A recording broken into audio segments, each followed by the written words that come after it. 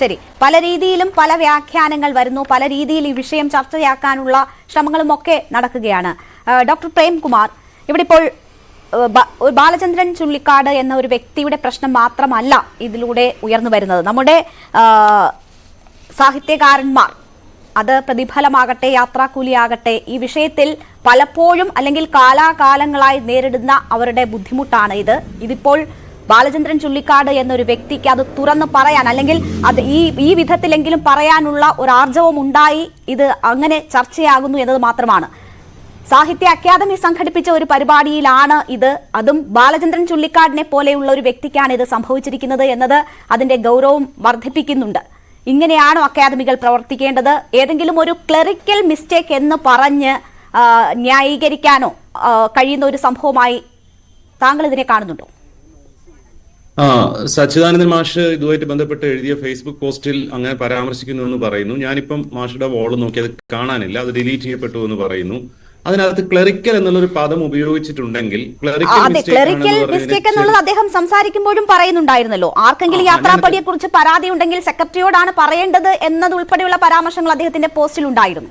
Okay, ഞാൻ കണ്ടിട്ടില്ല. അങ്ങനെ ഉണ്ടെങ്കിൽ അത് വളരെ വളരെ ഗുരുതരമായ ഒരു കൃത്യവിലോപമാണെന്ന് ഞാൻ പറയും. എന്ന് വെച്ചാൽ സർക്കാരിന് ക്ലറിക്കൽ വിഭാഗങ്ങളെല്ലാം ഉണ്ട്, ബ്യൂറോക്രസി എല്ലാം ഉണ്ട്.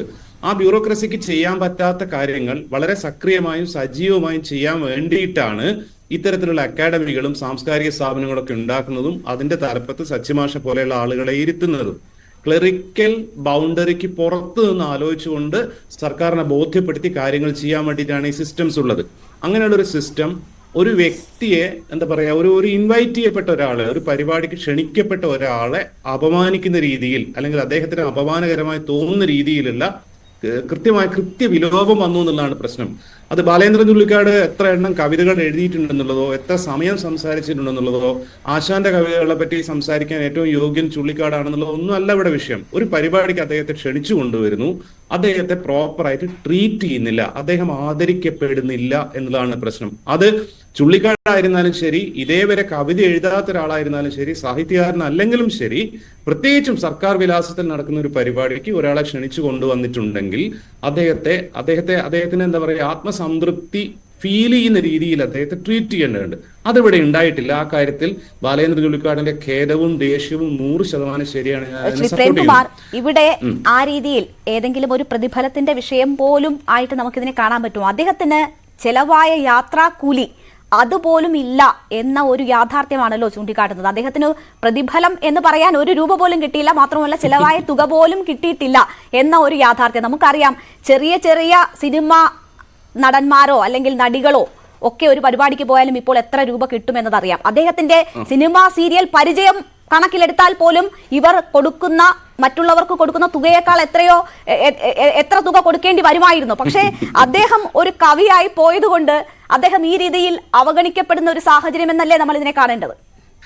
കവിയായതുകൊണ്ട് മാത്രമല്ല ഞാൻ പറയുന്നത്, അതുകൊണ്ടാണ്. അതായത് ഇത്തരം പരിപാടികൾക്ക് പങ്കെടുക്കുന്ന ആളുകളെ, സാഹിത്യകാരന്മാരെയും സാംസ്കാരിക പ്രവർത്തകരെയും ഒക്കെ വളരെ കൃത്യമായിട്ട് ചൂഷണം ചെയ്യുന്ന ഒരു സിസ്റ്റം കേരളത്തിൽ നിൽക്കുന്നുണ്ട്. അത് ആ കാര്യത്തിൽ സാഹിത്യ അക്കാദമിയോ മറ്റ് ഫെസ്റ്റിവലുകളോ മോശമല്ല എന്നുള്ളതാണ്. കാരണം ഇതിന്റെ ഒരു ബേസിക് പ്രിൻസിപ്പിൾ, ഇതിൽ പങ്കെടുക്കാൻ വരുന്ന ആൾക്കാർക്ക് പ്രതിഫലം കൊടുക്കേണ്ടതില്ല എന്നുള്ളതാണ്. ഇവർക്ക് യാത്രാ ടിക്കറ്റ് കൊടുക്കും, ഭക്ഷണം കൊടുക്കും, താമസിക്കാനുള്ള സൗകര്യം കൊടുക്കും, ആർക്കും പ്രതിഫലം കൊടുക്കില്ല.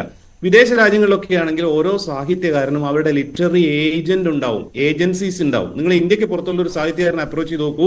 അതായത് നിങ്ങൾ മമ്മൂട്ടിയോ മോഹൻലാലിനെയോ വിളിക്കുമ്പോൾ അദ്ദേഹത്തിന്റെ ഏജന്റ് സംസാരിക്കുന്ന പോലെ, നിങ്ങളിപ്പോ പറഞ്ഞല്ലോ, ഡാൻസിന് വേണ്ടിയിട്ട് ആശാശരത്തിനെ വിളിക്കുകയാണെങ്കിൽ ആശാശരത്തിന്റെ മാനേജറാണ് സംസാരിക്കുക, ഇത്ര രൂപ വേണം, ഇന്ന ഫ്ലൈറ്റിലേ വരുള്ളൂ, ഇന്ന അക്കോമഡേഷൻ വേണം എന്നുള്ളത്. അതുപോലെ സാഹിത്യകാരന്മാർക്ക് വേണ്ടി സംസാരിക്കാനുള്ള ലിറ്റററി ഏജൻസ് ഉണ്ട്. കേരളത്തിൽ അതില്ല, മലയാളത്തിൽ അതില്ല. പക്ഷേ 99% സാഹിത്യകാരന്മാരും സാംസ്കാരിക പ്രവർത്തകരും പ്രതിഫലമില്ലാതെ പോയി സംസാരിക്കാനും ചർച്ചകളിൽ പങ്കെടുക്കാനും ഫോട്ടോയ്ക്ക് പോസ്റ്റ് ചെയ്യാനും ഒക്കെ തയ്യാറാണ്. അവർക്ക് ഈ റെപ്യൂട്ടേഷൻ ആവശ്യമാണ്. ബാലചന്ദ്രൻ ചുള്ളിക്കാടിനെ പോലെ ശിരസ് ഉയർത്തി എന്നും നിലപാടുകൾ പറഞ്ഞിട്ടുള്ള ഒരു മനുഷ്യന് അത് ആവശ്യമില്ല. അതുകൊണ്ട് ആ പോസ്റ്റിൽ അദ്ദേഹം പറയുന്നത്, ഞാൻ നിങ്ങളുടെ മന്ത്രിമാരുടെ മുന്നിൽ വന്ന് കുനിഞ്ഞു നിന്ന് അവാർഡ് വാങ്ങാനോ അക്കാഡമിയിൽ മെമ്പർ ആവാനോ വരുന്നില്ല, എനിക്ക് വേറെ പണിയുണ്ട്.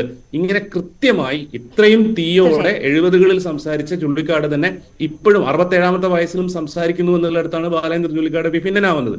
പക്ഷെ അദ്ദേഹത്തിന്റെ പോസ്റ്റിൽ 2 കാര്യങ്ങളോട് എനിക്ക് വിയോജിപ്പുണ്ട്. ഒന്നെന്താണെന്ന് വെച്ചാൽ, കേരളം എനിക്കിങ്ങനെ വിലയിട്ടു എന്നാണ് പറയുന്നത്. അത് ഒരു കാരണവശാലും ശരിയല്ല. കാരണം കേരള സമൂഹത്തെ മൊത്തത്തിൽ റെപ്രസെന്റ് ചെയ്യുന്നില്ല സാഹിത്യ അക്കാദമി. കേരളത്തിലെ വായനക്കാരെയോ എഴുത്തുകാരെയോ മൊത്തത്തിൽ റെപ്രസെന്റ് ചെയ്യുന്നില്ല സാഹിത്യ അക്കാദമി. അത് സർക്കാരിന്റെ ഒരു സംവിധാനം മാത്രമാണ്. അതിന് അതിൻ്റെതായ പരിമിതികളും അതിൻ്റെതായ ഇൻസ്റ്റിറ്റ്യൂഷണൽ ലിമിറ്റേഷൻസും ഉണ്ട്.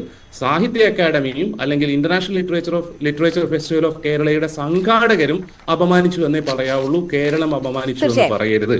രണ്ടാമത്തെ കാര്യം ഒറ്റൊന്നും കൂടെ, കവിക്ക് വിലയിട്ടു എന്ന് നിങ്ങൾ പറയരുത്. കാരണം ആ പരിപാടിയിൽ പങ്കെടുത്തതിന് അദ്ദേഹത്തിന് 25,000 രൂപ കൊടുത്തിരുന്നു എന്ന് കരുതുക. അത് കവിയുടെ വിലയല്ലല്ലോ. ആ പ്രോഗ്രാമിൽ പങ്കെടുത്തതിന്റെ കോമ്പൻസേഷനോ യാത്രക്കൂലിയോ ആണ്, കവിയുടെ വിലയുമല്ല. ഈ രണ്ട് എന്താ പറയാ അതിശയോക്തികൾ മാറ്റിവെച്ചാൽ 100% ബാലേന്ദ്ര ചുള്ളിക്കാടിനോട് യോജിക്കുന്നു. പക്ഷെ ഈ സിറ്റുവേഷന് കാരണക്കാർ ഞാൻ പറയും വലിയൊരു പരിധിവരെ വെറുതെ പോയി പ്രസംഗിച്ചു കൊടുക്കാനും കവിത ചൊല്ലാനും തയ്യാറാവുന്ന കേരളത്തിലെ വായനക്കാരെക്കാൾ എണ്ണത്തിൽ കൂടുതലുള്ള എഴുത്തുകാരാണ്. തീർച്ചയായും ആ